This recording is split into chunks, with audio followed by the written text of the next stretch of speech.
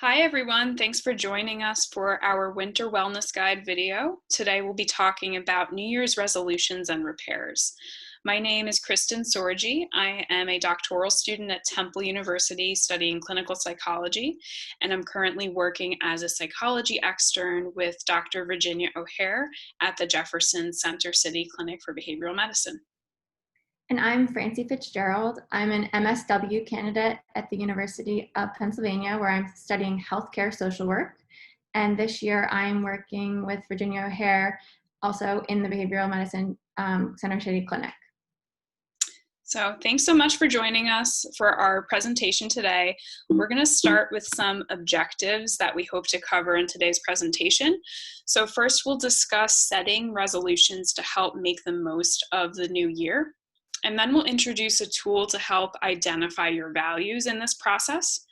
We'll also reflect on previous holiday successes and snafus and help you plan for how to make 2021 a better year.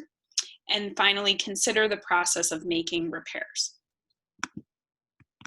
So first, in terms of setting New Year's resolutions, it can be a daunting task.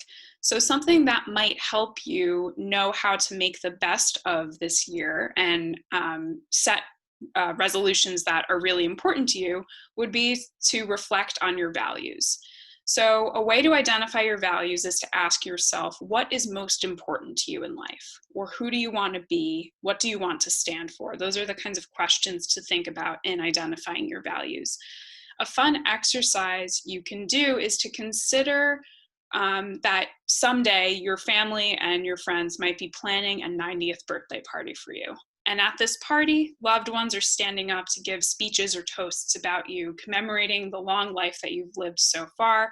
And ask yourself, what would those people say in that speech if they were to make a speech about you right now based on the life that you're currently leading, the way that you're living right now? And then ask yourself, in an ideal world, if you were truly living by all your values and living the life that you want to live, how would they describe you? And if there's any sort of discrepancy between these two instances, the situation in which you're living how you would like to be living and your current reality of how you are living, then that might be a place to reflect on and ask yourself, what values do I have that I'm not truly acting on? And if there are areas like that that you can identify, that could be a good place to start in terms of setting New Year's resolutions that help you get the most bang for your buck and get the most out of this new upcoming year. A way that you can try to identify those values is this tool that is called a values card sort. It's a pretty commonly used tool in different forms of psychotherapy, and you can find several different versions of this tool online. There's a link here to one that is pretty widely used and pretty simple. The gist of this activity is you'll download and you can even print out this set of cards and cut them out into individual pieces. And you start to make different piles to sort these values into the ones that are very important to you, or sorry, first just values that are important to you at all, and then values that are not important to you. So maybe you're not someone who's really a risk taker, and so you can put risk in that not important to me pile.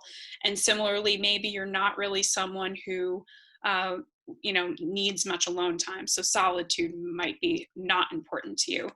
But maybe you're someone who really values fitness and physical health and also living in the present moment, so things like fitness and mindfulness might be in that important to you pile.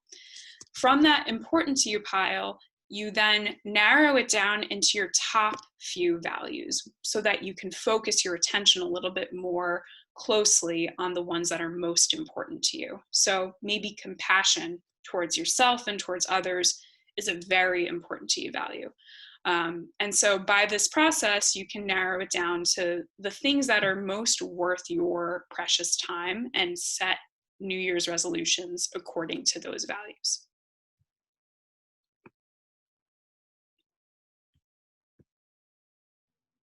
So the next part of what we wanted to talk to you all about today is that this can be an important time of year to consider what went down over the holidays and whether we experienced success or snafus, maybe little slip-ups. And it can be important to get as specific as possible when we think about what it is that worked and what it is that didn't work, so that we understand why it worked or why it didn't work, and we can either replicate that or seek to avoid it in the future. So some ideas of things that could have worked are sticking to routines in spite of maybe a change in schedule over a holiday break. Engaging in acts of kindness, kind of like getting out of yourself and out of what's closest in your world and extending yourself in a way that can feel really great. It can also be important, especially during these COVID times, to reconnect with friends in a way that is safe, of course, and all the while kind of relishing in the resilience that we've experienced this year and that you've demonstrated. I think that's an important part of reflecting back.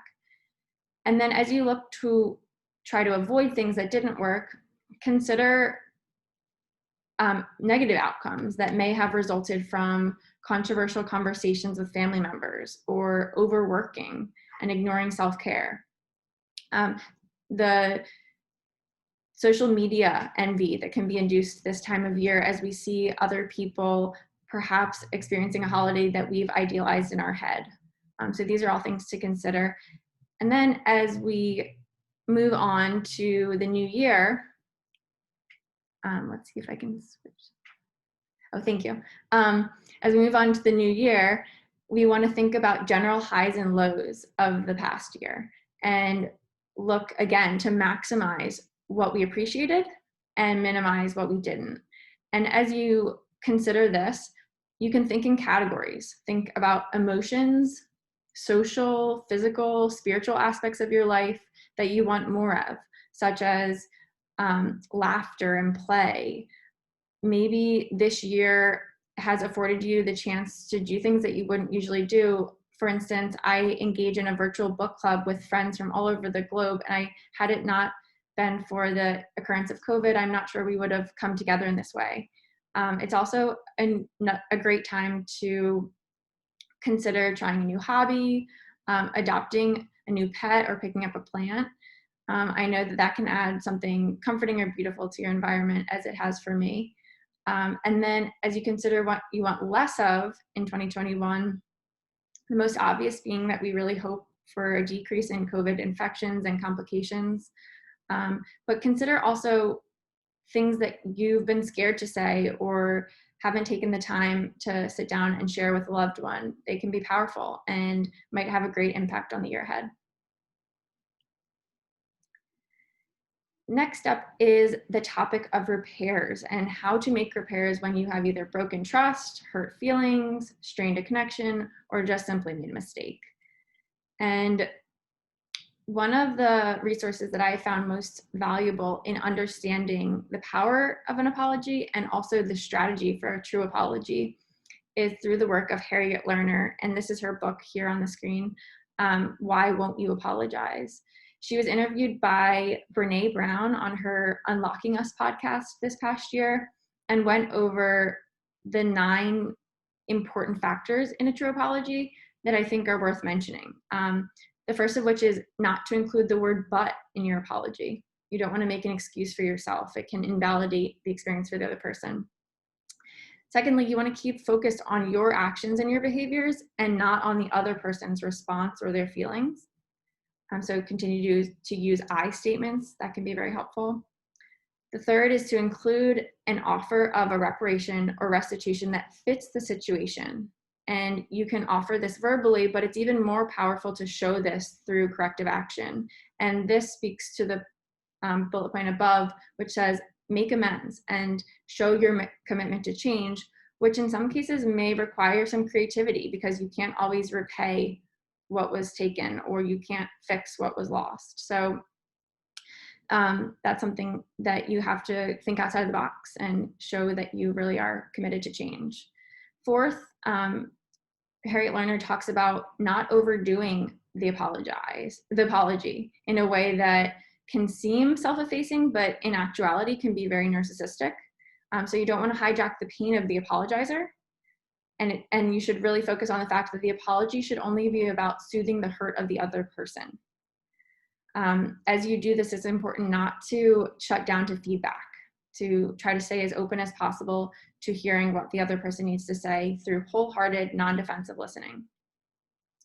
Fifth, there's the goal of not getting caught up in who's more to blame or who started it. This can just lead you running in circles and chasing your tail. So the important thing to do is apologize for your part of the problem, even if the other person can't see their part. 6, do your best to avoid a repeat performance. It's very hard to change habitual behaviors, and yet the point of an apology is to show our commitment to that change. 7th, you should recognize that this apology should not serve to silence the other person. Don't use this as a way to get out of criticism. Again, be open to that feedback. And then 8, the apology shouldn't be offered if it's only offered to make you feel better. And maybe consider that it shouldn't be offered if it risks hurting the other party worse. And finally, do not ask the hurt party to do anything. Remember, when you're asking or when you're offering an apology, you shouldn't even expect forgiveness. That's, of course, a wonderful byproduct of a good apology, but if it's not able to be offered at this time, you should realize that's fair and valid, and you should be willing to go into the apology without expecting that up front. So as I said, I would highly recommend Harriet Lerner's book to dive more into this topic. Another valuable resource, I think, is the work of John Gottman, who's a relationship expert, and he offers this repair checklist, which gives us sample phrases to use when we are having these difficult conversations after inevitable ruptures in our bonds. Even really healthy relationships can result to ugly screaming matches, saying critical things, being defensive, stonewalling. And the thing that she says that differentiates unhealthy couples from healthy couples is the willingness to have conversations that allow you to recover from that rupture. So I just wanted to, again, point you towards some resources that he has out there. Some of his books are very helpful in this regard. He has one called The 7 Principles for Making Marriage Work, a practical guide from the country's most foremost relationship expert. And then another one he wrote is called What Makes Love Last, How to Build Trust and Avoid Betrayal. And a lot of his work is focused on marriage or close partnerships, but these are skills, interpersonal skills that are applicable to any relationship. And then finally, sometimes the key to reaching someone's heart is to really understand how they want to be loved, how they want to be seen. And I think a great resource for this is Gary Chapman's 5 Love Languages.